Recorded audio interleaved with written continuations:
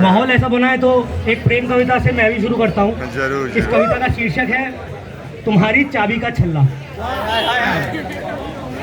कि मुझे नहीं आता इश्क करना और बहुत से लड़कों की तरह मुझे तो बनना है तुम्हारी चाबी का छल्ला।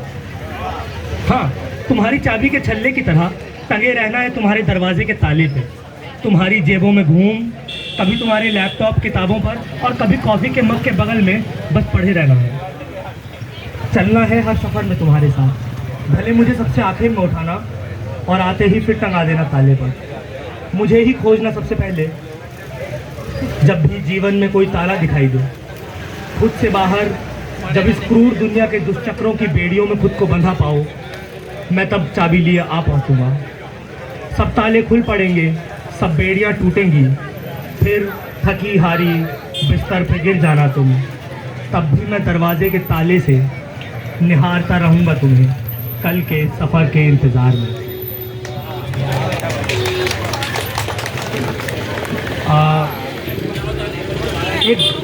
एक गज़ल सुनिए कि तेरे बिछुड़ाए से उपजे तो हैं बेचैनियों के पर, कि तेरे बिछुड़ाए से उपजे तो हैं बेचैनियों के पर, सजाए ज़ब्त कैदी हो तो कैसे कब मिले अंबर।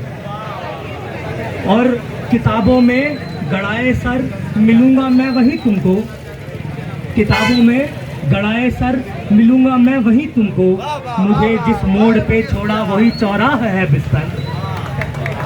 और बदन पर अब तलक उकरे हुए सिलवट भरे नक्शे, बदन पर अब तलक उकरे हुए सिलवट भरे नक्शे, न जाने कितने तन झुलसा गई दरिया तेरी चादर।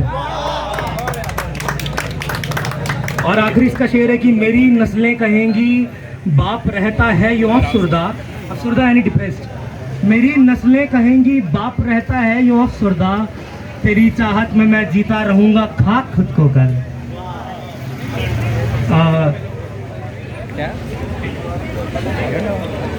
एक ये नज्म सुने, फिर इसके बाद मैं आपसे अलविदा लूँगा। कि जाने मन तुम कभी शायर ना होना, जाने मन तुम कभी शायर ना होना, मेरा शायर होना हम दोनों पर यूँ भी काफ़ी अजाब है।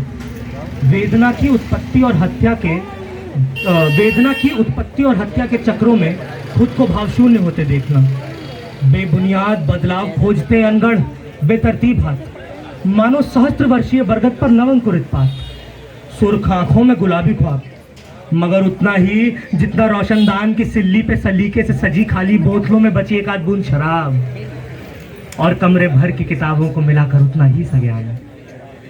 तालाब की मोट पर बैठकर किसी जंगली जानवर सा रुके हुए पानी को देखकर हो जाता हूँ, फिर एक जेब में वियोग और दूसरे में सिगरेट का डिब्बा लिए बस इसी उधेड़बुन में कि वियोग से सिगरेट जलाऊं या सिगरेट से वियोग।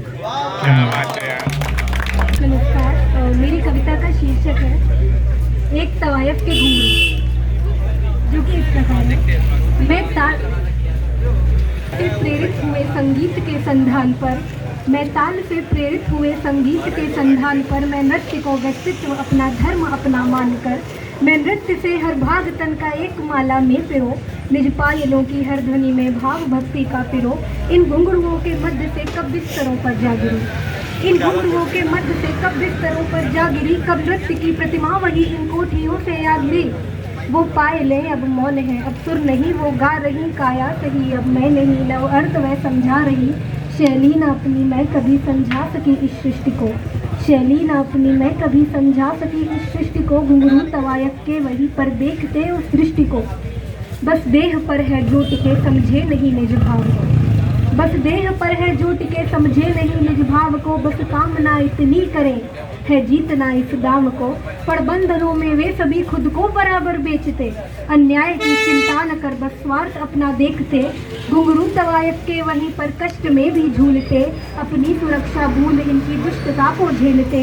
तुम सब बिको धनियों के घर कुछ दाम पर तो वो सही, तुम सब बिको धनियों के घर कुछ दाम पर तो वो सही, पर नृत्य मुद्राओं को मेरी कर्म तुम कहते नहीं, इस तन को गरिमाहीन कहते हो मगर ये जान लो, इस तन को गरिमाहीन कहते हो, मगर ये जान लो गरिमा बिगाड़ी है तुमने कृत्य को पहचान लो। ये ढोंग जो तुमने रचे सब भूल जाएंगे, पर्दा हटे जो झूठ का सब नीच बोले जाएंगे। जो सच छुपा कर जी रहे वे सच छुपाते जाएंगे, घुंघरू तवायफ के मगर बेबाक खन के जाएंगे, घुंघरू तवायफ के मगर बेबाक खन के जाएंगे। धन्यवाद। हेलो गाइस, देखो मैंने याद नहीं किया, ठीक है, तो मुझे माफ करना, बस मैं पढ़ रहा हूँ। तो देखो यार, तुम लोगों ने कभी सोचा है कि सपने कितनी मस्त चीज़ है? सबको आवाज़ तो आ रही है ना? तो देखो सपने क्या मस्त चीज़ है यार, तुम कुछ भी कर सकते हो सपने में, कुछ भी। एक दिन तो मुझे ऐसा सपना आया कि पूछो मत, औरतें बहुत खुश थी उस सपने में, मर्दों को बहुत दिक्कत थी वहाँ पे, इतनी ज़्यादा कि पूछो मत। वहाँ पे पैट्रियार्की नहीं मैट्रियार्की थी, इसलिए ऊबर ने अपना प्रोग्राम लॉन्च किया था, ऊबर ही प्लस प्लस नाम से। उसमें भी दिक्कत थी कुछ लड़कियों को। बताओ कितने बेशर्म लड़कियां हैं। भैया को कम पढ़ाया पापा ने बहुत, कहते हैं शादी के बाद तो बच्चे ही संभालेगा, पढ़ के करेगा क्या।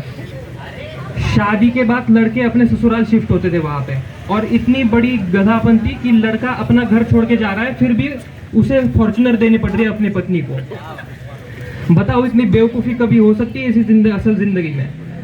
मेरे भैया की शादी थी, उनकी विदाई करी हमने, बहुत रोए वो पापा के कंधे पे सिर रख के।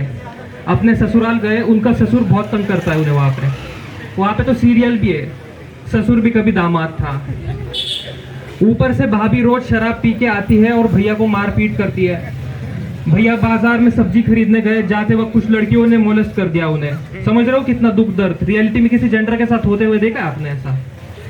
ऊपर से गालियां भी लड़कों को, भाई चोद, बाप चोद, हद है मतलब। How much can you suppress a gender. मैं जब रास्ते से जा रहा था तो एक औरत ने एसिड अटैक किया मेरे पे, लेकिन मुझे जलन की जगह ठंडा ठंडा महसूस हुआ। पता चला कि मैं उठ नहीं रहा था तो मम्मी ने पानी फेंका था, तो मैं खड़बड़ा के जाग गया, बहुत डर गया था मैं। दूसरे दिन सोने से पहले सोचा कि आज तो लड़की बन के जाऊंगा, लड़का बन के बहुत दिक्कत है वहाँ पे। सोया तो सपने में भैया भाभी को पिट रहे थे। मैंने उनसे पूछा कि भैया ये क्या हो रहा है, कल तो आप पिट रहे थे।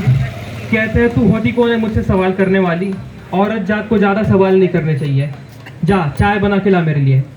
चाय बनाने गई तो माँ किचन में थी, कहती है सपने में भी औरतों की ज़्यादा नहीं चल सकती। मैंने बोला अरे यार, यूँ तो दोपहर के 12 बजे तक सोता हूँ मैं, लेकिन उस दिन सुबह 4 बजे ही उठ गया था सपना जल्दी ख़त्म करने के लिए। मैंने सोचा क्यों ना इस पावर को अच्छे से यूटिलाइज कर लिया जाए, तो मैंने अपनी दुनिया बसा ली वहाँ पे। तो अब तो मैं जीता ही सोने के बाद हूँ, वहाँ का मैं ही करता धरता हूँ। मेरे नाम से लोग पागल है वहाँ पे, सब लोग मेरी जय जयकार कर रहे हैं, सुप्रीम लीडर हूँ मैं वहाँ का। लोग मुझे कंप्लेंट नहीं प्रे करते हैं, भगवान की तरह मुझे पूज रहे हैं। दोस्त रशियन है, ब्रिटिश दोस्त है, एक इटालियन बंदी है, साल में 4 बार वर्ल्ड टूर करता हूँ।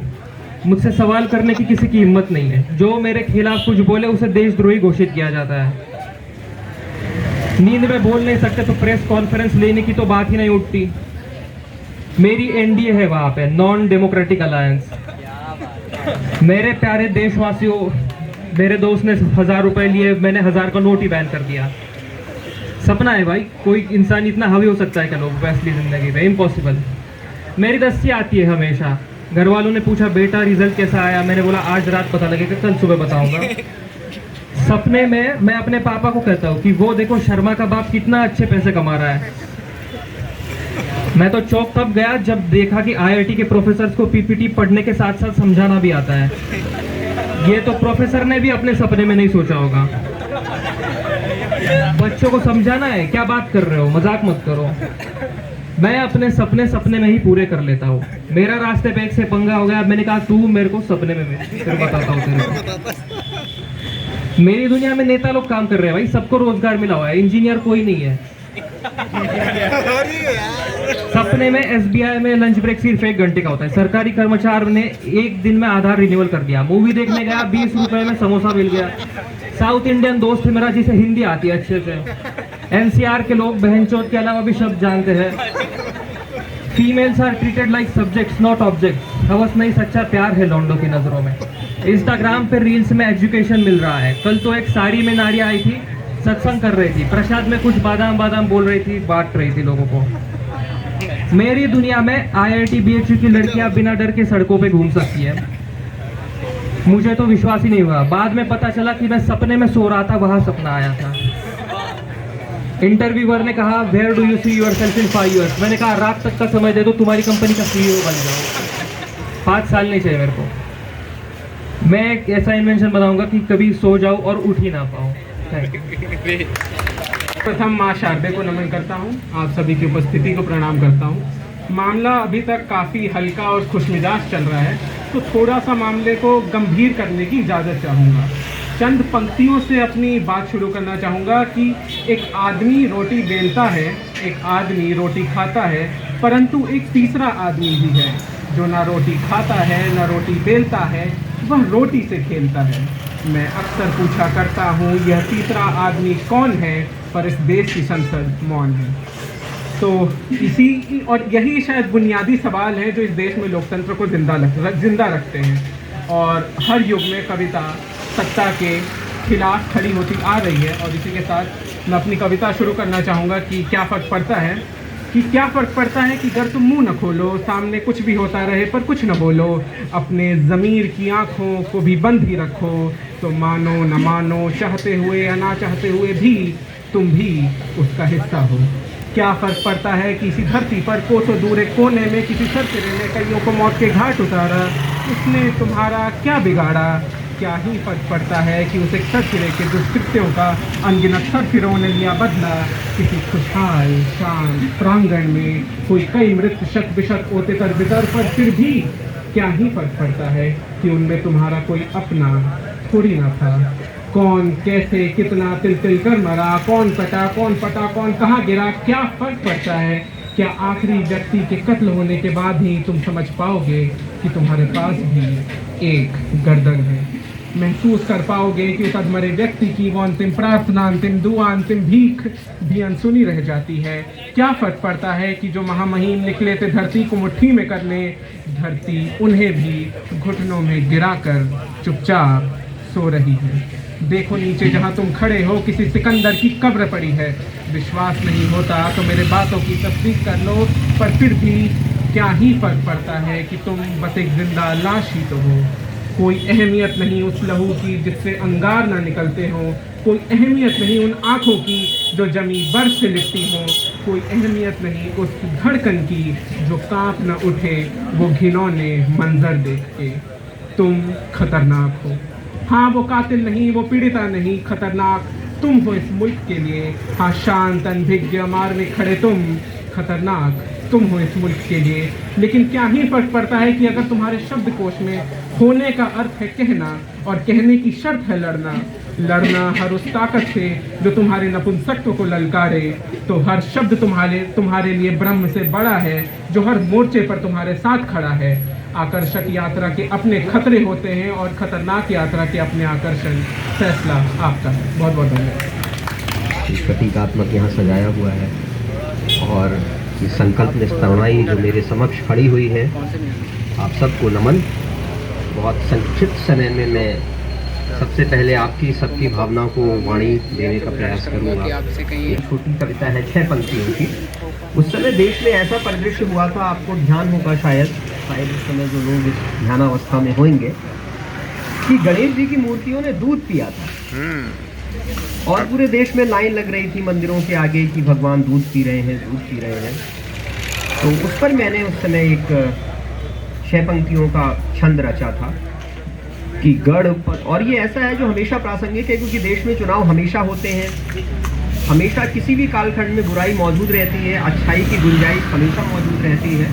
तो इसलिए एक मतलब काल वाह है जो हमेशा कालजयी प्रश्न है, वो मैंने 6 पंक्तियों में उकेरा कि गणपति बप्पा दूध पिया की मूर्तियों ने जन गण मन को डुबोया भक्ति भावों में। गणपति बप्पा दूध पिया की मूर्तियों ने जन गण मन को डुबोया भक्ति भावों में। और